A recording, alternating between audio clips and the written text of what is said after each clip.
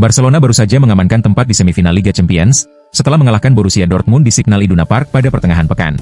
Namun hanya berselang 4 hari, mereka harus melanjutkan jadwal padat dengan menjamu Celta Vigo di kandang sendiri. Pelatih Barcelona, Hansi Flick, mengeluhkan jadwal ini. Karena menurutnya, para pemain tidak mendapatkan waktu istirahat yang memadai. Usai pertandingan di Jerman, skuad Barcelona harus melakukan perjalanan pulang di tengah malam, dan baru bisa beristirahat sekitar pukul 5 pagi. Akibatnya, Flick memutuskan untuk membatalkan sesi latihan pada hari berikutnya. Alhasil, tim hanya memiliki 2 hari untuk mempersiapkan diri menghadapi Celta Vigo. Ini benar-benar gila. Kami sama sekali tidak diberi waktu untuk beristirahat, ujarnya kepada ESPN. Menurut saya, ini keputusan yang tidak masuk akal, dan bisa merugikan sepak bola Spanyol. Sementara tim-tim Eropa lainnya justru diuntungkan, kata Flick. Barcelona akhirnya berhasil kembali melangkah ke semifinal Liga Champions, sebuah prestasi yang sudah lama mereka nantikan. Di bawah arahan Hansi Flick, La Blaugrana kini hanya tinggal 1 langkah lagi menuju partai puncak, meski rintangan besar sudah menunggu. Dan lawan yang akan mereka hadapi bukan tim sembarangan, yakni Inter Milan, salah satu kekuatan utama dari Italia, siap memberi perlawanan sengit. Dari kubu Inter sendiri, muncul kabar yang cukup mengejutkan. Menurut laporan Mundo Deportivo, striker andalan mereka, Marcus Thuram, mengalami cedera pada otot aduktor bagian kiri. Penyerang asal Prancis berusia 27 tahun ini dipastikan absen dalam laga melawan Bologna, dan hingga saat ini belum ada kepastian mengenai kapan ia bisa kembali bermain. Cedera ini tentu menjadi kerugian besar bagi pelatih Simone Inzaghi, terutama di tengah jadwal yang padat dan pertandingan penting seperti semifinal Liga Champions. Spekulasi mengenai masa depan Carlo Ancelotti di Real Madrid kembali menjadi sorotan, meskipun ia masih memiliki kontrak yang berlaku hingga musim panas 2026. Posisi pelatih asal Italia tersebut kini ditentukan oleh sejumlah hasil penting di bulan April, termasuk pertandingan krusial melawan Barcelona. Walau belum ada kepastian, isu pergantian pelatih terus menguat, dan satu nama yang paling sering disebut adalah Xabi Alonso. Meski masih terikat kontrak hingga 2026 di Jerman, Alonso mulai merasakan tekanan dari Real Madrid. Apalagi, performa Leverkusen mengalami penurunan di paruh kedua musim Bundesliga, yang memicu spekulasi bahwa ia mungkin mempertimbangkan pergi lebih awal, demi peluang langkah kembali ke klub lamanya sebagai pelatih. Menurut laporan Sky Sports, penasihat utama Alonso, Iñaki Ibanez, sudah kembali membuka komunikasi dengan pihak Real Madrid. Meski masih dalam tahap awal dan belum ada pendekatan resmi ke Leverkusen, sinyal ketertarikan dari Madrid mulai tampak semakin nyata. Arsenal bertekad menunda kemungkinan Liverpool mengamankan gelar juara Liga Inggris. The Gunners tidak ingin melihat rivalnya itu merayakan gelar pekan ini. Liverpool bisa memastikan gelar jika berhasil mengalahkan Leicester City. Dan di saat yang sama, Arsenal tumbang dari Ipswich. Jika skenario itu terjadi, selisih poin akan menjadi 16. Dengan 5 pertandingan tersisa, membuat Arsenal tak mungkin mengejar. Kami akan memastikan menang, agar itu tidak terjadi, ujar Mikel Arteta di situs resmi klub. Ini adalah pertandingan penting bagi kami. Kami harus kembali ke jalur kemenangan di Premier League, untuk mempertahankan posisi saat ini, dan menjaga sedikit harapan menjelang laga-laga terakhir musim ini. Kami juga sadar, betapa beratnya laga nanti. Ipswich adalah tim yang tertata dengan baik. Apa yang dikerjakan Kieran McKenna dan tim pelatihnya sangat mengesankan. Dan performa mereka setiap pekan menunjukkan betapa sulitnya mereka dikalahkan. Jadi kami siap menghadapi pertandingan yang menantang. Antoine Semenyo bergabung dengan Bournemouth pada Januari 2023, setelah diboyong dari Bristol City dengan biaya sekitar 10 juta pound sterling. Ia langsung menandatangani kontrak selama 4,5 tahun. Penampilannya bersama Bournemouth cukup impresif, sehingga pada musim panas 2024, klub memutuskan untuk memperpanjang kontraknya hingga tahun 2029. Performa apik Semenyo tersebut tidak hanya menarik perhatian Manchester United, tetapi juga sejumlah klub lain. Liverpool termasuk di antara klub Premier League yang meminatinya. Namun menurut laporan dari Sky Sports, Manchester United berada di posisi terdepan dalam perburuan winger berusia 25 tahun tersebut. Manchester United menjadi yang paling berpeluang mendatangkan pemain sayap Bournemouth itu. Meskipun Liverpool, Tottenham, dan beberapa klub top lainnya juga menunjukkan ketertarikan, demikian laporan Sky Sports. Bukayo Saka tampil gemilang dalam kemenangan Arsenal atas Real Madrid pada laga perempat final Liga Champions. Namun di balik itu, ada ketegangan pribadi dengan Dani Carvajal.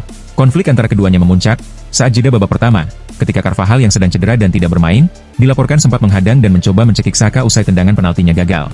Perseteruan ini berawal sejak final Euro 2024 antara Inggris dan Spanyol, di mana Carvajal melakukan pelanggaran keras dan mengejek Saka dengan gestur mengejek. Meski kembali diprovokasi, Saka kali ini tetap tenang, dan membuktikan diri lewat performa apik di lapangan.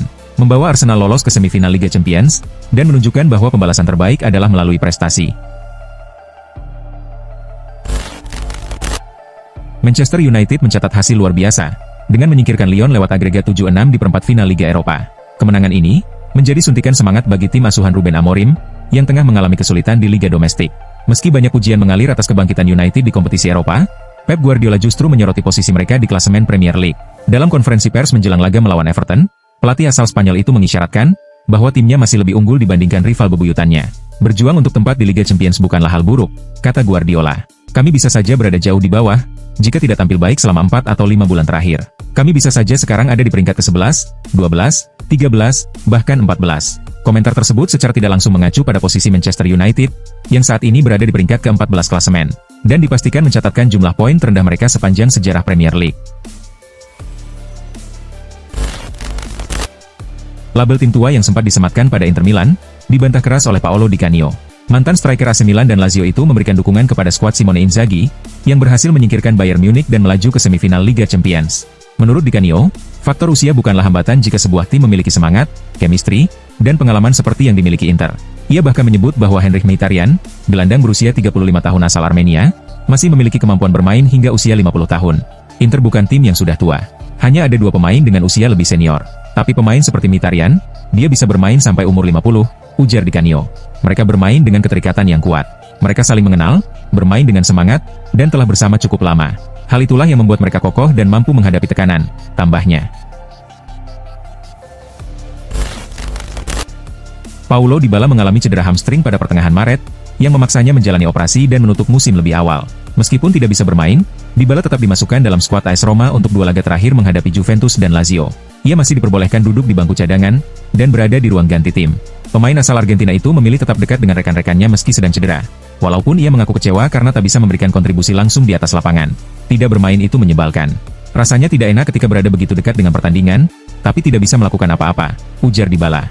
Saya selalu ingin membantu pelatih dan tim, berkontribusi sebisa mungkin. Sayangnya, saya sadar harus menepi untuk sementara waktu. Namun saya berusaha pulih secepatnya, dan waktu yang ada akan saya gunakan untuk mempersiapkan diri sebaik mungkin menyambut pramusim. Dalam pertandingan terakhir melawan Legia Warsawa di ajang UEFA Conference League, Chelsea memang berhasil melangkah ke babak semifinal. Meski demikian, kekalahan mereka di leg kedua yang berlangsung di Stamford Bridge, menyoroti kelemahan lini serang tim. Kondisi Palmer pun menjadi pusat perhatian. Sebab, sejak 14 Januari ia belum berhasil mencetak 1 gol pun. Di sisi lain, Nicholas Jackson juga menunjukkan penurunan performa yang mencemaskan. Penyerang asal Senegal itu belum mencatatkan namanya di papan skor dalam 12 laga terakhir. Dengan hanya 6 pertandingan tersisa di Premier League, dan 2 laga semifinal di depan mata, setiap gol menjadi sangat penting. Terlebih lagi, Chelsea masih harus menghadapi lawan-lawan kuat seperti Liverpool, Newcastle, dan Nottingham. Saat ditanya apakah timnya masih bisa mencapai target masuk 4 besar musim ini, tanpa kontribusi gol dari Palmer dan Jackson, Maresca dengan tegas menjawab tidak. Federico Chiesa resmi bergabung dengan Liverpool pada musim panas 2024 lalu. Namun, ia datang dari Juventus dalam kondisi fisik yang kurang prima.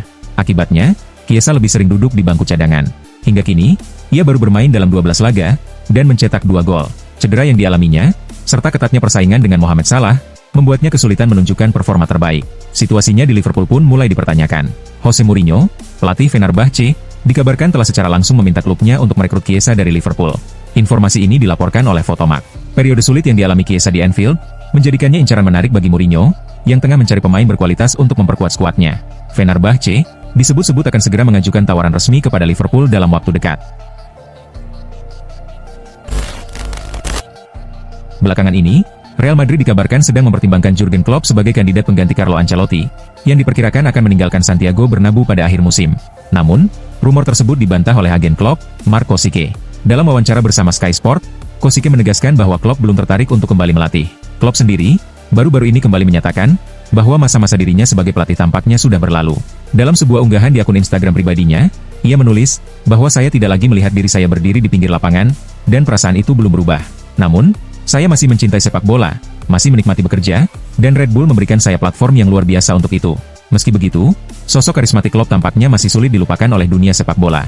Untuk saat ini, ia tampaknya mantap menjalani peran baru di balik layar dunia sepak bola, jauh dari hiruk-pikuk ruang ganti dan tekanan pertandingan.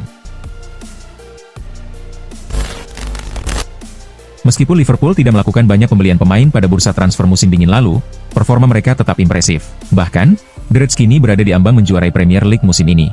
Arne Slot mengaku sangat puas dengan komposisi timnya saat ini, terutama setelah adanya kepastian bahwa Mohamed Salah dan Virgil van Dijk akan tetap bertahan. Meski begitu, Slot sependapat dengan pendapat umum, bahwa Liverpool masih membutuhkan tambahan pemain baru.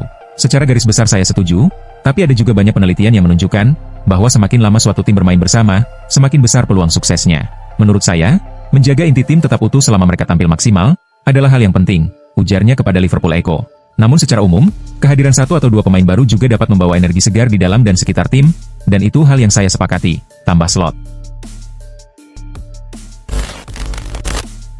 Sejak hengkang dari Old Trafford dan bergabung dengan Napoli pada musim panas lalu, Scott McTominay langsung menunjukkan performa yang mengesankan. Ia menjadi andalan utama di lini tengah tim besutan Antonio Conte. Gelandang asal Skotlandia tersebut, kini tengah menikmati musim terbaiknya dalam urusan mencetak gol, dengan torehan 8 gol sejauh musim ini berlangsung. Sebelumnya, rekor gol terbaiknya tercatat di musim 2023-2024, ketika ia mencetak 7 gol di Premier League. Dalam wawancara dengan Sport, mantan pemain Napoli, Gianfranco Zola, mengomentari keputusan Manchester United yang melepas McTominay. Ada keputusan tertentu yang sulit dipahami. Saya ingin percaya bahwa United terpaksa menjualnya karena aturan financial fair play. Kalau tidak, saya benar-benar tidak mengerti alasan dibalik keputusan itu, ujar Zola. Dia adalah pemain yang komplit, mampu bertahan dengan baik, dan melakukan berbagai hal di lapangan, termasuk mencetak banyak gol. Lamine Yamal menunjukkan performa gemilang sejak bergabung dengan tim utama Barcelona pada tahun 2023. Penampilannya yang mengesankan, berlanjut saat membela tim nasional Spanyol. Kini, ia menjadi andalan di bawah arahan pelatih Hansi Flick dan Luis de la Fuente. Penghargaan Copa Trophy dan Golden Boy yang diraihnya pada 2024, menjadi bukti kualitasnya. Lionel Messi pun tak ragu menyebut Yamal sebagai pemain kelas dunia. Apa yang telah dicapai Lamine Yamal sungguh luar biasa. Ia sudah memenangkan gelar Eropa bersama Spanyol, ujar Messi. Di usia 17 tahun, dia masih terus berkembang, dan akan terus memberikan kontribusi, seperti yang pernah saya alami. Dia memiliki bakat luar biasa, dan sudah termasuk jajaran pemain terbaik dunia.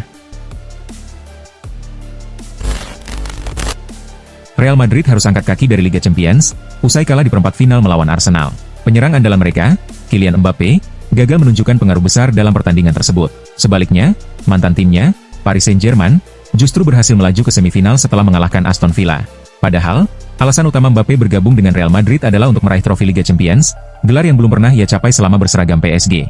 Ironisnya, kini PSG berpeluang besar merebut gelar tersebut, sementara Mbappe harus menelan kekecewaan. Pemain berusia 26 tahun itu kini menjadi sasaran kritik di Prancis.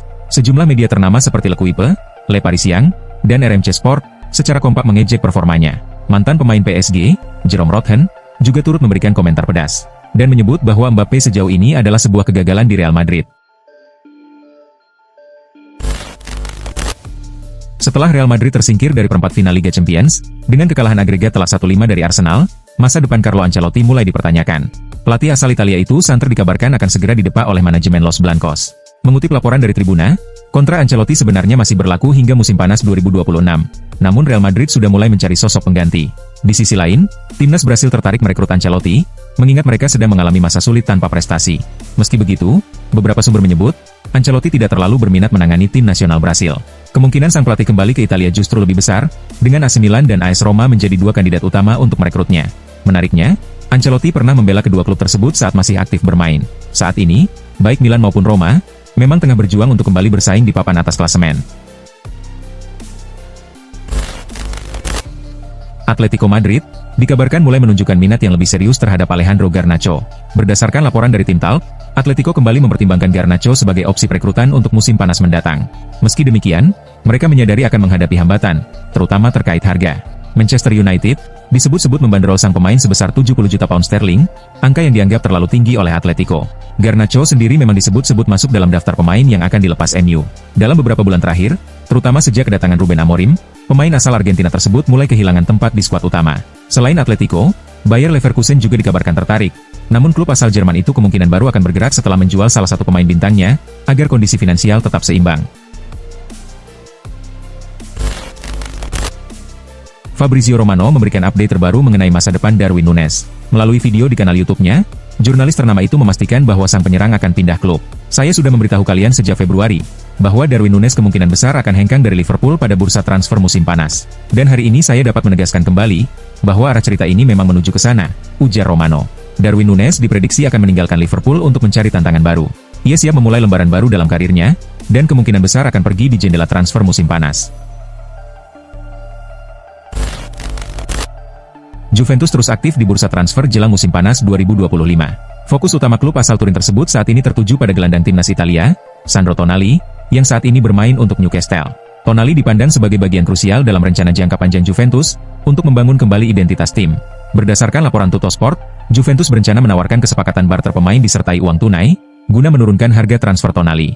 Klub Serie A itu menyadari bahwa harga sang gelandang terlalu mahal jika dibeli sepenuhnya dengan uang tunai. Oleh karena itu, mereka mempertimbangkan untuk menyertakan salah satu dari dua pemain andalan mereka, yakni Dusan Vlahovic atau Douglas Luiz, dalam kesepakatan tersebut. Manchester City sukses meraih kemenangan 2-0 atas Everton dalam pertandingan pekan ke-33 Premier League musim ini yang berlangsung di Goodison Park. Babak pertama berakhir tanpa gol, namun di paruh kedua, The Citizens berhasil mencetak 2 gol lewat kontribusi Nico O'Reilly dan Mateo Kovacic. Kemenangan ini mengokohkan posisi Manchester City di peringkat keempat klasemen dengan raihan 56 poin, sementara Everton tetap berada di posisi ke-13 dengan 38 poin. Barcelona meraih kemenangan dramatis saat menjamu Celta Vigo di Estadio Olímpic Luis Companys dalam lanjutan pekan ke-32 La Liga. Laga sengit ini berakhir dengan skor 4-3 untuk keunggulan Barcelona. Ferran Torres membuka keunggulan tuan rumah pada menit ke-12. Namun Celta Vigo membalikkan keadaan menjadi 3-1 lewat hat-trick Borja Iglesias di menit 15, 52, dan 62. Barcelona kemudian bangkit melalui gol Dani Olmo di menit ke-64 dan Rafinha di menit ke-68 yang membuat skor kembali imbang. Tim Katalan akhirnya memastikan kemenangan lewat eksekusi penalti Rafinha di menit ke-90+8. Tambahan 3 poin ini membuat Barcelona kini mengumpulkan 73 poin dan memimpin klasemen sementara.